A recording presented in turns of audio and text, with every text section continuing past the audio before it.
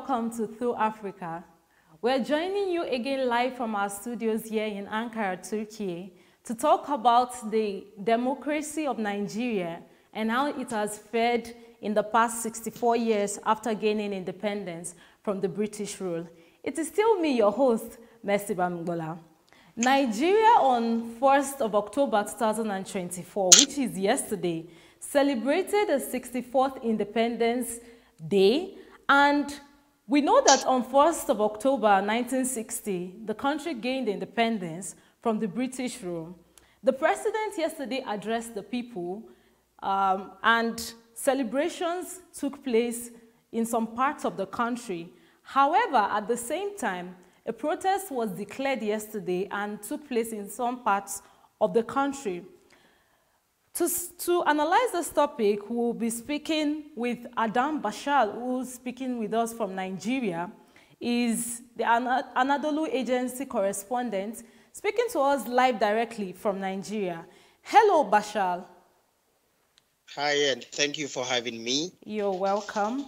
So we know that you are currently in Nigeria. What is the situation of the country currently? Well, after the election of the new president of the country, with economic reforms that was done by the president, there was like a economic hardship in the country. So that was why especially the people decided to take the street to protest about the bad governance that is happening in the country. Yesterday we had a protest, even though some of the states from the country has shown the protest. Some states were able to stage a protest, while the capital city, the protest was halted by the police, the security agencies, because early morning protesters gathered to show their anger about the situation of the country. But unfortunately, it was halted by the police, where they used tear gas against the protesters and then they dispersed them.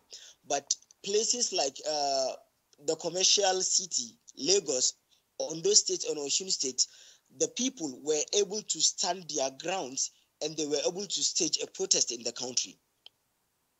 Oh, thank you for that brief introduction. Now I want to ask, we know that recently there was an End Bad Governance protest that took place in Nigeria. What is the demand of this protest? We know that that was a demand for an end to the bad governance, but this current protest, what are the protesters really demanding for? What do they want? Well, the protesters are still demanding the same thing, the economic hardship that we are facing in the country. You know, Nigeria is one of the leading countries when it comes to production of oil. But unfortunately, due to some small refineries, the country is not able to give refined product. Unfortunately, it's very funny when you look at a country like Nigeria, they don't have refined industries. They have to export the oil product. After it is refined, they will be able to purchase it again. And over the years, the government was able to subsidize the petrol product, which petrol was selling at a lower price, where the poor, the middleman class, even the rich man was able to enjoy. But with the removal of the subsidy in the country, now we have to pay for oil more than like 5 times that we used to pay previously. So technically, things are going to be hard in the country. Now we are talking about there is no middle class in the country anymore. We have only the poor and the rich. If you are poor, you are poor. If you are rich, you are rich. People are not able to find a 3 square meal in the day in the country. Why? Because this removal of the subsidy made everything very expensive. So now people are struggling in the country. Okay. All right. So how do you analyze a planned protest on the very day of in the independence celebration. We know that the independence signifies a freedom from bondage. So a protest being organized on the same day sounds strange. How do you place this?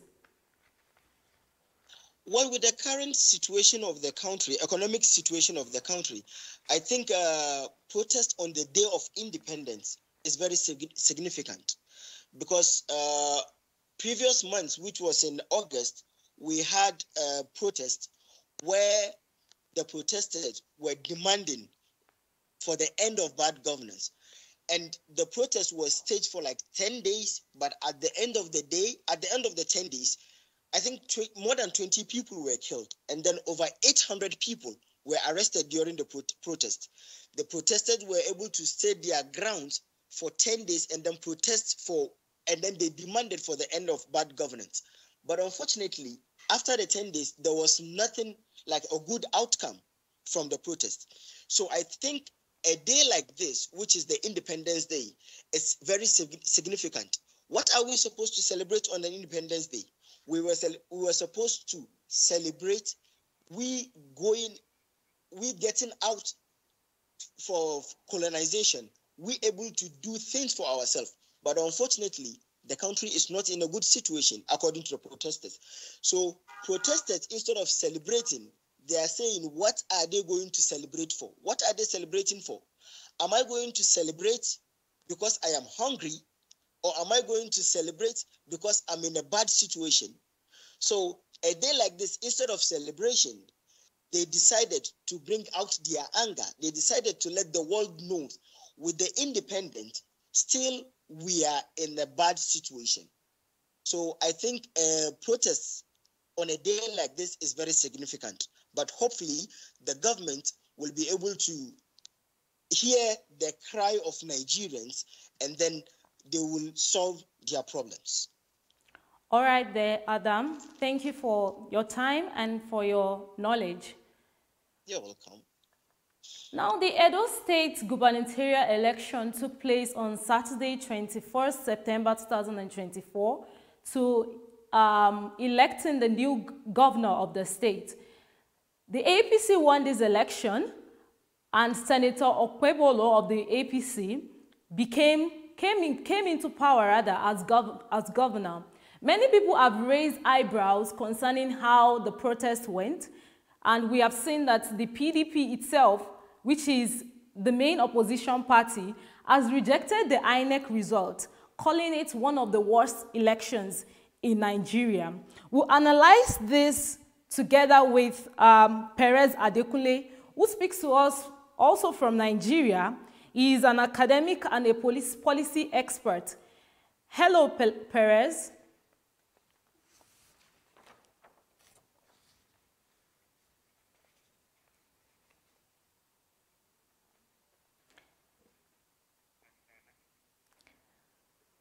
Okay, while we wait for Perez to connect with us, the PDP has rejected the INEC results, calling it one of the worst elections in Nigeria.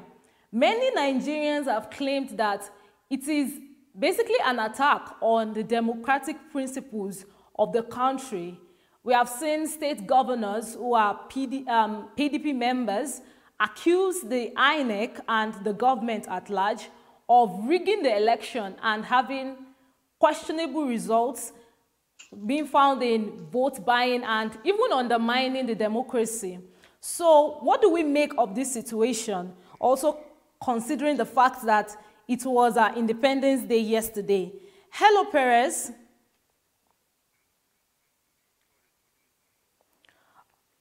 Okay, it seems we've lost Perez there.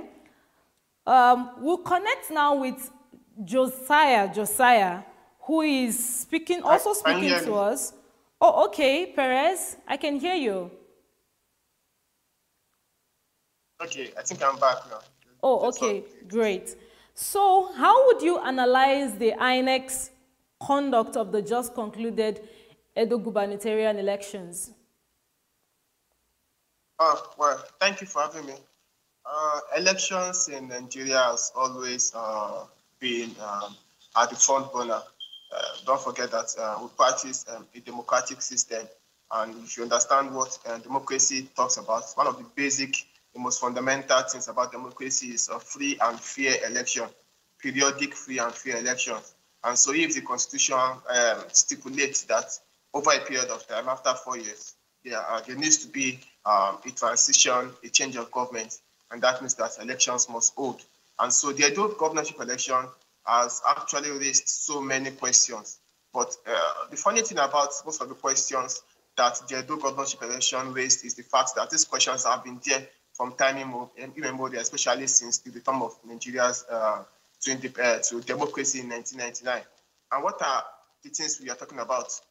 If we say that we need free and fair elections, then we need to begin to ask ourselves, are these particularly free and fair elections? If you also look at voter turnout, according to the Independent National Electoral Commission, about 22.4% of voters actually turned out, which is actually a reduction from the 25% that turned out in 2020.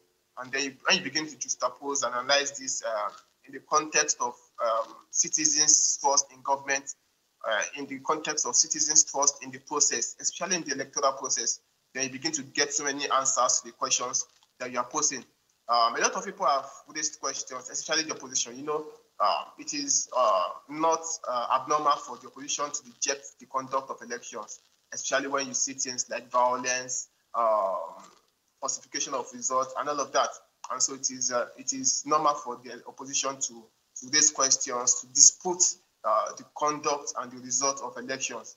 But beyond what the opposition parties are saying, the best question or the good question we should ask ourselves is, what are the people of Edo State saying? And if you look at a lot of things that have been said, a lot of people are actually not happy with the conduct of the election, although the ruling All Progressive Congress have come out to say that the election actually passed the integrity test. But if you look at the report of so many CSOs, civil society organizations, especially Yaga Africa, which has caused some controversies in the last 2 weeks, you will see that a lot of issues were raised, especially logistical challenges. On the day of election, the process did not start on time because of the movement of electoral materials, and security agencies who were supposed to accompany these electoral materials did not arrive on time. There were issues with cars, there were issues with movement around the state, and so elections did not start until late in some places in the afternoon. And this also caused to question the integrity of the election. We also have the issue of a pocket of violence in some areas, which we actually saw on social media. And there were also issues with some results that were actually uploaded on social media, where we saw that results were altered. And by and large, a lot of people say that Nigeria's democracy is still a learning democracy. That is to say that as time goes on, we need to continue to improve on the process. But what we need to actually ask ourselves is that for how many years should we wait since 1999 to date before we begin to see changes in the electoral process? Elections in Nigeria has always been categorized with controversies. There was a time the former president of Nigeria said that an election is a do or die affair. And when you look at the conduct of elections and then you do a comparative analysis with what such political figures have said, then you begin to see that they are not far from the truth.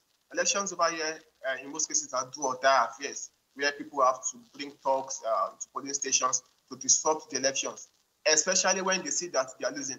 Don't forget that the Electoral Act stipulates that in places where elections are disrupted, there will be no results. And so these are mechanisms, these are schemes from political actors within play. And the Edo election was not an exception. We saw all of these things play out in the election.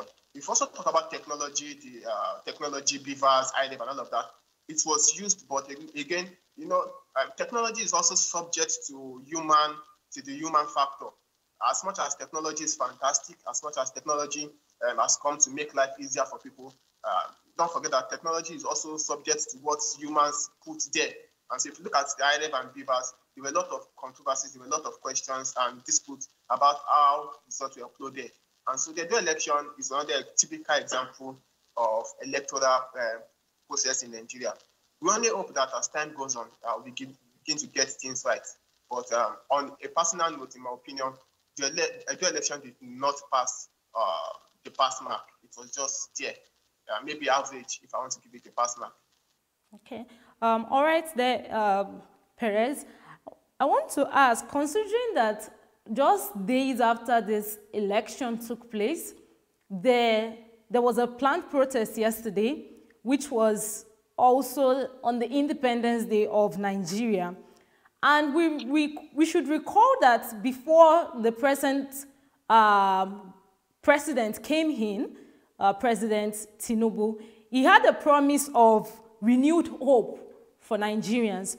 So what is the fate of Nigerians with this hope that the president has promised us? There's a fine line between a promise and implementation, although there's supposed to be a thin line between it. But in the Nigerian context, there's a fine line. It's just like a big ocean passing through different lands. The president came, he promised renewed hope, but also the same president on the first day of inauguration, without even assuming office, did remove fuel subsidy. And talking about protest on Independence Day, I think, like the last speaker said, he said that it is significant.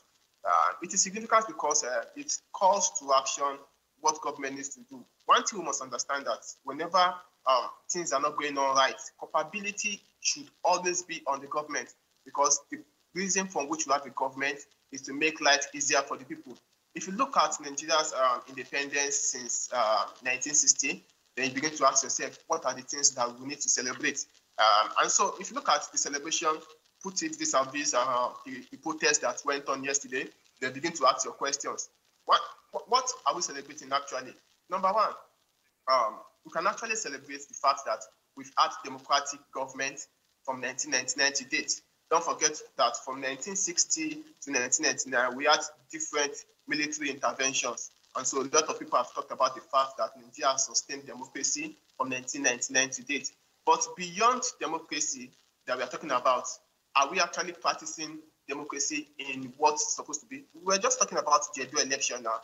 Election is one of the basic tenets of democracy because a democracy must have a system for choosing and replacing people, a free and fair election. It must also have respect. The rule of law must apply to everybody. It must also have the protection of the right of everybody. And none of that. Those who protested yesterday were constitutionally guaranteed to protest. And then you begin to look at it, is the government actually listening to them? What has happened to previous protests and all of that? You know, I've said so many things about the outcome and the impact of protests. Personally, I feel that a lot of protests that have start and end dates do not actually have impact as much as protests that are spontaneous, like the ones we saw in the Arab Spring, like the EndSARS and all of that. There are so many avenues through which people can actually make their opinions made. And active participation of citizens is also one of the fundamental tenets of democracy. And that is what we saw. That was what we saw yesterday. Beyond the protest, will the government listen? What is the government doing? The president made a broadcast yesterday, which so many people have said that what will I say now? There was no motivation in his statement, in his address. But again, beyond the address, beyond what he said, can we actually see that the government is actually doing something? The government said yes, but the government must be seen to be serious. The government must be proactive. Nigeria today is high up there on the index of multidimensional poverty. And that is why you are seeing people on the street protesting. And I want to be factual with you. If you see people protesting today, like the people who protested yesterday, there's only a drop in the ocean of people who were supposed to come out to protest. The protest, that is not yet a protest. It was just some people, group of people came out to make to talk about what they feel the government should do. The government must see that as a slap on its face. A day when people are supposed to be jubilating about independence, people are out there protesting. All right, then, Perez, we'll take a very quick break and we'll continue the discussion from there. Okay. Okay. We'll take a very quick break now and we'll continue the discussion.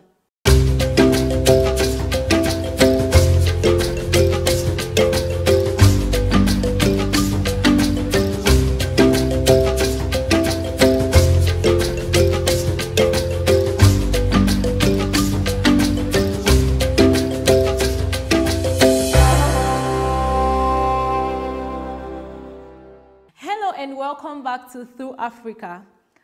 We took a very quick break and we are back. We've been talking about the Nigerian democracy and how it has fared 64 years after gaining independence from the British rule. We'll speak now about the protest that went on yesterday and still going on currently actually in Nigeria. Josiah, we speak with Josiah, who is a political scientist from Nigeria. I would like to ask, how well have the people of Nigeria lived up to the promises of democracy since the independence? All right. Thank you very much for having me here. Thank you. With regard to the promise of democracy, it's very tied to the principle of democracy as well, the principle of democracy. And the first one of the most prominent principles that people would say shows a democratic government is a place of popular participation during elections. And in Nigeria, I would say that when it comes to that, yes, every time we have the elections in Nigeria every 4 years for both presidential and the gubernatorial elections as well, territorial among others like that, except for the local government election every 4 years in those regards. But one thing is very permanent and has been a major pattern and trend over the years, which is a place of voting with the presence of intimidation and interference, and also the place of political elite choosing their constituencies instead of constituencies choosing their leaders. This is something that doesn't really show that this is a democracy, because in a democracy you should be able to vote without any interference. Another perspective to look at as well is the place of the right to people. Just as you mentioned earlier with the protest, people should be able to protest without intimidation, able to protest peacefully without any fear or opposition. But we don't find that very much in Nigeria. In Abuja, as I said yesterday, people were stopped from protesting. But even during the end-start protest, during the end governance protest, you see people being arrested. On a very normal occasion, in a democracy as it should be in a democracy, the police should protect the people during protest. But you don't find that so much in Nigeria. You find the police even attacking the people. You find the police injuring the people from protesting. It shouldn't be. To look at another front as well of the promises of democracy, you should have strong institutions, technically check and balances in the system, but you don't find it in Nigeria. You find the legislative arm of government just very intertwined with the executive arm of government. I'm not saying they shouldn't be like that, but when it becomes so open and becomes so what the what is right here, there's a deficiency in them to check the other arm of government, and the problem. It brings the place of corruption. It brings different acts that shouldn't be in governance and in government. So look at also, to extend discussion, look at the part of local government, which should be the closest arm of government to the people, the closest level rather of government to the people, the closest level. It's not functional. It's not functional. There's a presence of local government administration, but there is no local governance in terms of participation at the local level. Even to extend the promises of democracy to the place of independent and free media. You don't have that in Nigeria. If as an investigative journalist, you are very more afraid of your life every day, because as we find them disappearing over time, even this year. So when you really look at democracy in Nigeria, you really ask yourself that, do we really practice it? Apart from just the elections holding every 4 years and people being able to vote, however, intimidation, do we also largely uphold the other perspective of democracy rule or governance? So to an end, it's shaky. There's a presence there, but however, it is not fully fulfilled. All right. Still talking about the issues going on in Nigeria. Now, I would like us to talk about specifics. Problems like poverty, unemployment, insecurity. Since independence, since gaining independence 64 years ago, how has Nigeria been able to lift up? How has Nigeria been able to address these issues? All right. Thank you so much. Poverty, unemployment inequalities are micro-level analysis. And I really appreciate and are more consistent with the micro-analysis when it comes to those issues. Because if you have to look at them at the macro level, you will say, oh, the GDP, the GNP, the all of those economical variables are doing very well. But on the micro level of poverty, inequalities, unemployment, you can find that the country as a whole is not doing very well. You find people that Nigeria is in multi-dimension of what? Of poverty. And this was a statistic given by the Nigerian Bureau of Statistics, actually, and by a Nigerian institution, giving the statistics that Nigeria is in multi-dimension of what? Of poverty. So people are poor. People are not able to afford basic amenities. And people are not even able to even feed up to $1 per day. $1 per day. $1 to a naira is roughly around 8,500 naira, 8,300 naira. And people cannot spend that a day for a meal. You have people staying, they have 101. That means they eat in the morning, they take their breakfast, no lunch, then dinner.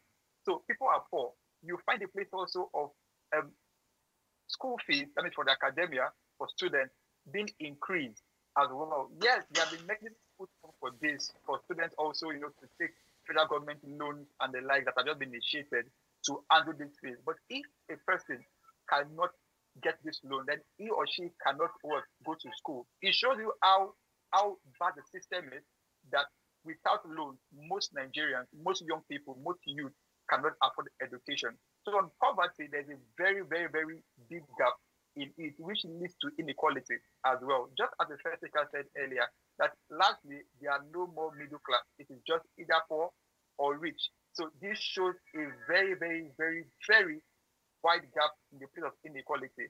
When you look at poverty, inequality, then it goes down to also unemployment as well. Many youth are unemployed.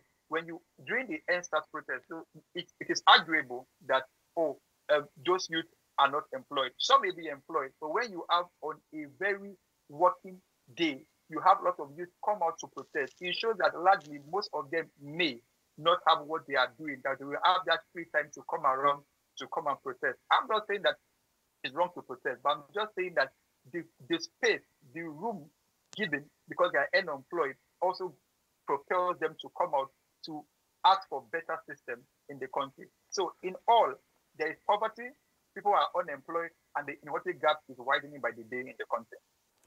All right, thank you there, Josiah. Please just stay with us. I would like to now speak with Perez.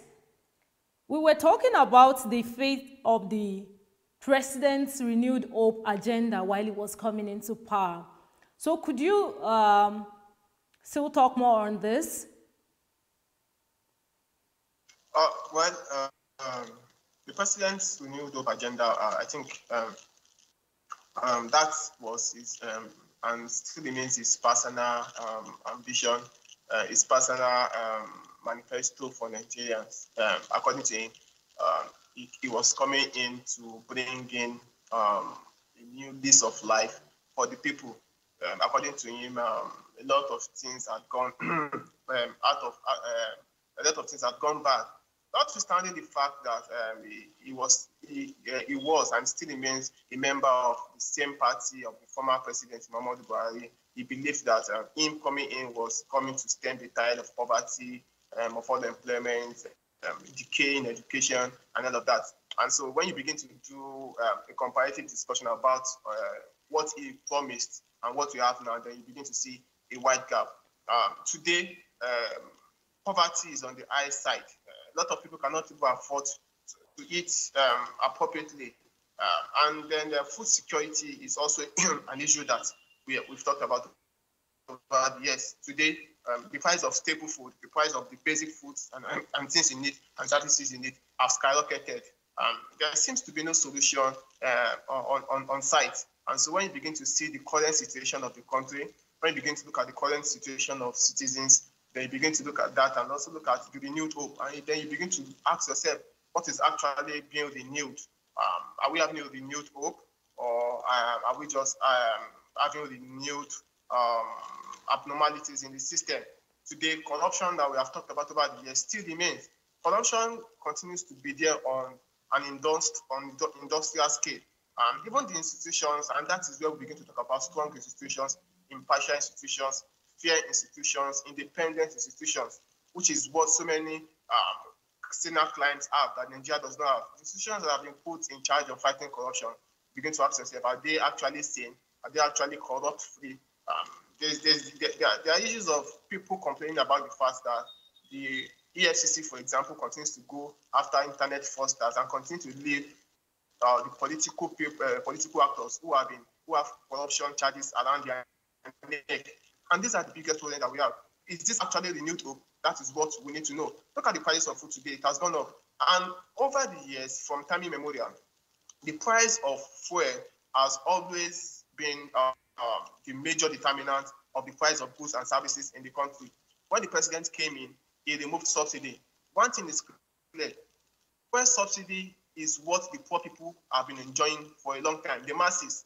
Now, fuel subsidy has gone. Electricity subsidy has gone. Education subsidy has gone. Gas subsidy has gone. Then you begin to ask yourself, what is actually the hope of the common man? And there's actually a wide gap. Economic inequality today is at an all-time high. So is that renewed hope?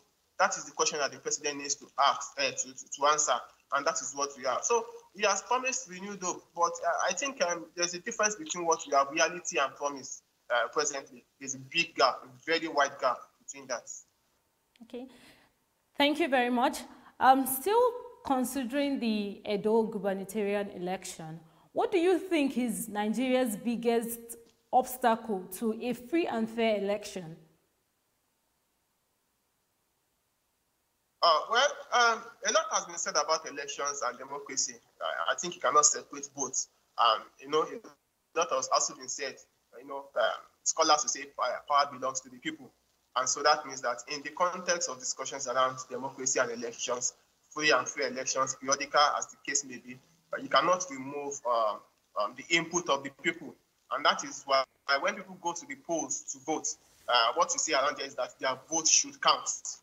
The first thing that must be taken into cognizance is the power of the people. Do the people actually have a say in who governs them?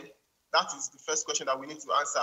Because when people go to the polls to vote, when they thumbprint and they have to wait, there are so many abnormalities. It is also in Nigeria that people go to the polls and they don't leave the polling booths until elections, until the results are read. When you check other places, people vote and go back home. Now that talks about trust and transparency and the integrity of the system. And that number one thing is, how much of power do people have to choose who they want? Because even at the end of the day, after they have chosen those who want, will their votes count? Are there ways in which the system has continued to cheat the people? Because whether we like it or not, the Nigerian state has taken from Nigerians more than it has given to Nigerians. And that is where the power of the people come. Does the power actually belong to the people? And once we settle that, once we begin to have very conscious electoral reforms, not like one we had recently, when we say we have new electoral act and all of that. We must have conscious electoral that speaks to the mind of the people, that speaks to the fact that power belongs to the people. Once we have that, then we are just meandering around a vicious circle of abnormalities. That is one of the things that we need to know. We also need to know is the Independent National Electoral Commission, are they actually independent, as their name stipulates? Are they independent? What is the selection process that goes into selecting the chairman of the Independent National Electoral Commission, including the resident electoral commissions who are in charge of states? All of these things are what we need to know, because again, the human factor continues to come in. Like I said earlier, it doesn't matter how much of technology we deploy.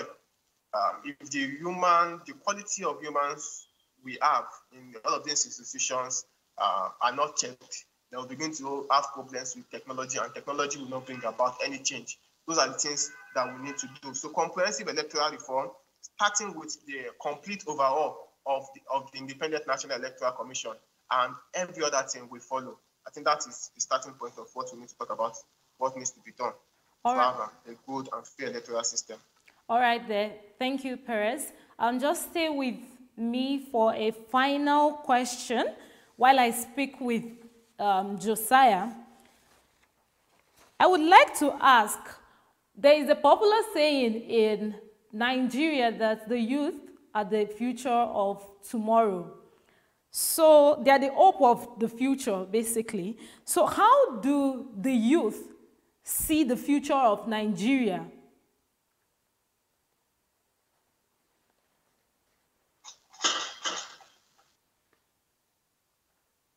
For that to be, Mercy? Oh, yes.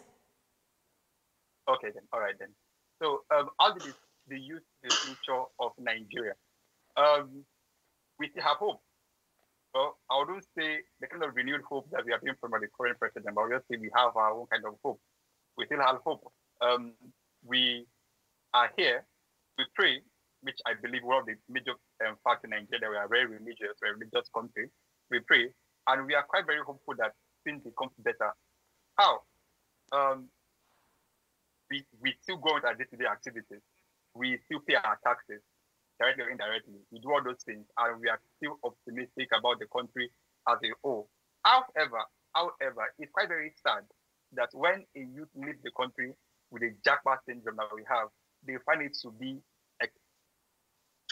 an achievement, which is quite very sad. But however, it's the reality that we have at the moment, that when people leave the country, it's an achievement. They do not think or even hope in that regard as well to come back to the country. They just want to stay there and enjoy all of it. Well, these are not good signs, but those who are still in Nigeria and still remain in here, we still hope that things get better in every way. And one specific way that I would say that we can put in the effort to ensure that the system becomes better is largely through the elections as well, through the elections.